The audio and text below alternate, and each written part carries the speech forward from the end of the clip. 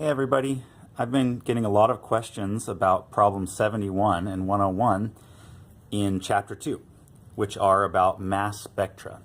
So I want to do a quick video to explain the concept and work out the problems for you. So first off, what is a mass spectrum or what are mass spectra?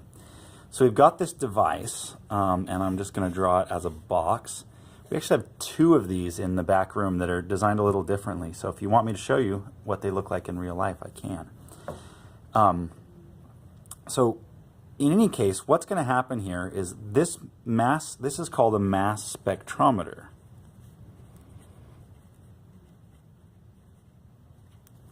And somehow we're going to get atoms or molecules flying into this, and we're going to be able to measure the individual masses of specific atoms or specific molecules.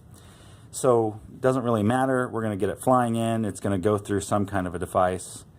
I'm going to draw it like this, and it's going to separate out the different masses, and it's going to hit a detector on this other end. A lot of times in schematic we represent the detector as a little eyeball. That's a really ugly one, but it's going to hit a detector on the other end, and somehow we're going to know the masses of specific atoms that came through this device. So what that generates is what's called a mass spectrum. The computer collects the data from this, and it basically plots it on a little graph. On the one axis of the graph, it has the masses of whatever particles came into this instrument. And on the other side of the graph, it has the intensity as a percentage. And you can just think of this as essentially the equivalence of the abundance of each one. So that's pretty much it. If you have something that came through that weighed 10 atomic mass units, it would show up here. And if you had something come through that weighed 20 atomic mass units, it would show up there. If you had something else that came through that weighed 30 atomic mass units, it would show up there. The height of each one is just relative to how many came through that instrument. So clearly this one had more than these ones. We always tag the top one, whatever one came through the furthest, we tag that at 100% intensity because it's the tallest peak. And then the other ones we just tag as percentages down from there. So this one might be 60%, maybe 55% or something like that. And that's just 60% as big as that one. That's all that means. So how do we do a problem like this? So let's dive in and let's actually look at problem number 71, which is one of the problems that you were assigned. So I'll pull this down if I can. Problem number 71 says sketch the mass spectrum. Oh, sorry, it didn't get it all on the screen. Let's try to do it this way. So problem number 71 says for gallium has two naturally occurring isotopes with the following masses and natural abundances. So we've got gallium 69 there and gallium 71, and then it says sketch the mass spectrum. So let's try to sketch this mass spectrum quickly. All right, fresh piece of paper. Let's try to sketch the mass spectrum of gallium. So first off, we just need our little graph, and I don't need it to look very pretty here, so just be as ugly as you need it. So on this axis, we're going to have masses, and those are going to be in atomic mass units, or as we've learned, the correct unit for that is U. That's an atomic mass unit.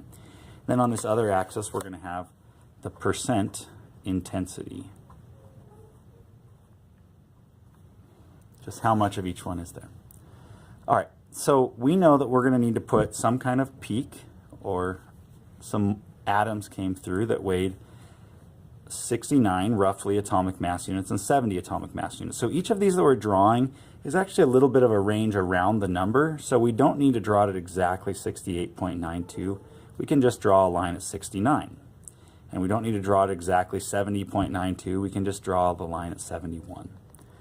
So it's really pretty straightforward. All we're saying is we're going to see some show up at 69 and some show up at 71. And where that exactly is, let's say this is 0 and this is 100. So we'll just kind of estimate, well, somewhere out here is 71 and somewhere out here right next to it, or 1 unit down, is 69. And those are where they would be. Now, you notice I drew them the same height, and that's on purpose for now because we haven't talked about how tall to draw them yet. We just began it. So the first one, whatever the 100% value is, so if this is 0% intensity, and let's say up here is 100% intensity, then whatever one is here is just the tallest of the two. So the one that has higher intensity is abundance is 60%, or has 60.1% natural abundance, and the other one is 39.892% abundance in nature. So the higher one should be 69. That should be up to 100%. And then if we wanted to be really careful here, we would have to calculate what this is relative to 100% instead of 39.89 relative to 60%. So I'll show you how to do that, but to be honest, if you wanted to just sort of ballpark it here, this is about half again as much as that, or in other words, this is about 2/3 as tall as that. You can just totally ballpark it, make it about 2/3 as tall, and that's totally fine.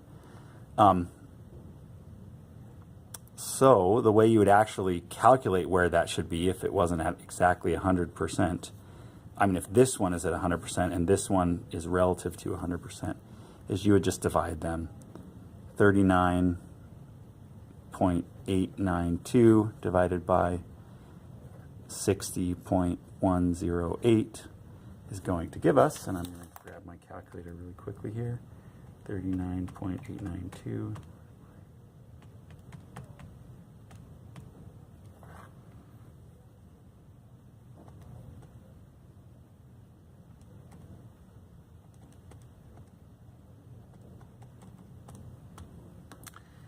66.4%. 66.4%. So we would expect this one to be at 66.4%.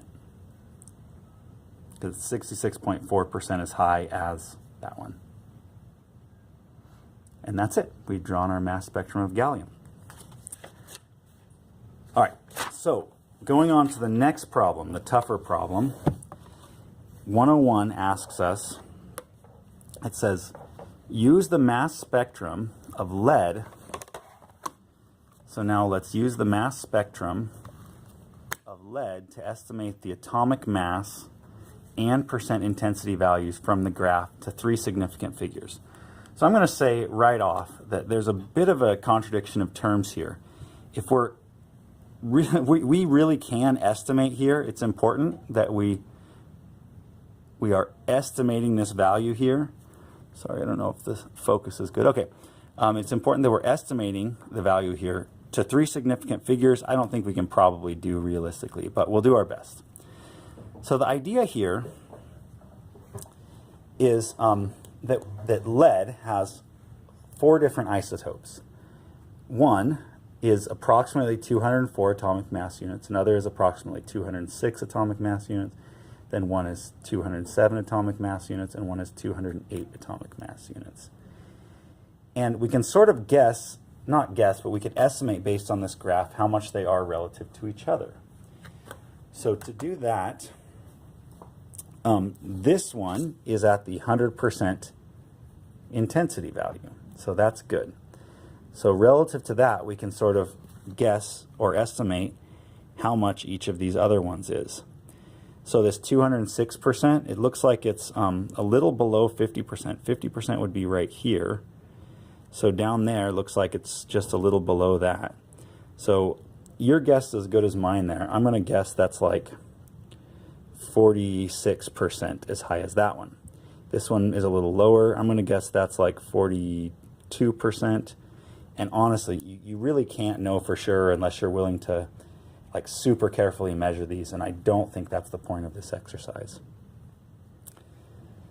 And then this last one, which is super small down here, I'm going to go with calling it like, I really don't know. It's less than 5% probably, so let's call it like 3% as high. So that's the idea here, that these are sort of the relative amounts. So to convert those into actual natural abundances, we'll just divide the total. We'll add up the total here. 100% plus 42 plus 46 plus 3 would give us 191. So if you just divide each one, you'll get actual natural abundances in proper percentage. So 100 divided by 191 for that one, 42 divided by 191 for that one, 46 divided by 191 for that one, 3 divided by 191 for that one, and then we can convert those into fractional abundances or percentages, whichever way you like.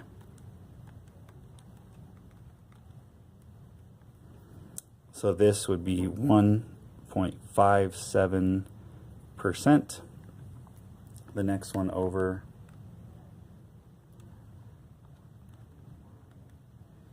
would be 24.08%. The next one over 21.99%. Next one over would be 100 divided by 1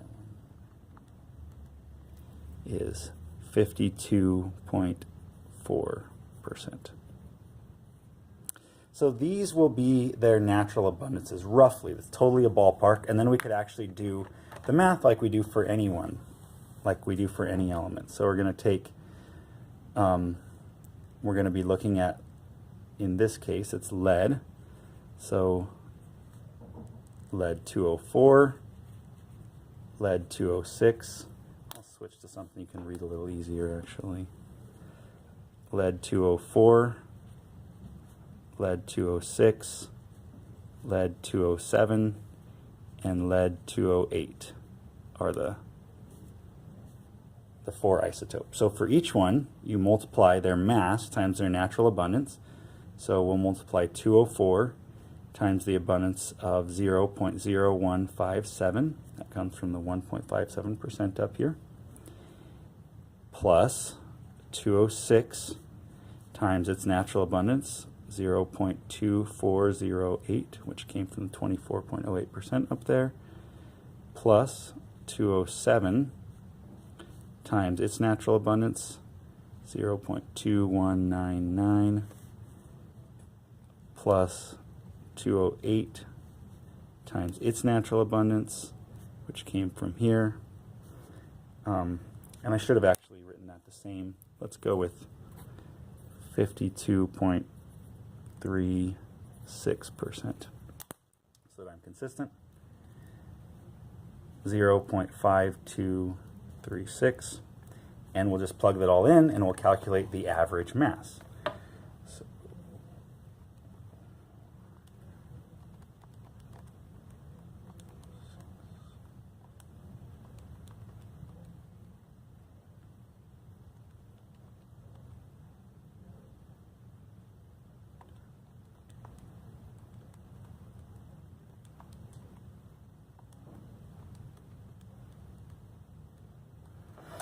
and I get, as a result of all this, this equals 207.236, and they told us to go to 3 significant figures, so my final answer is going to be 207 atomic mass units.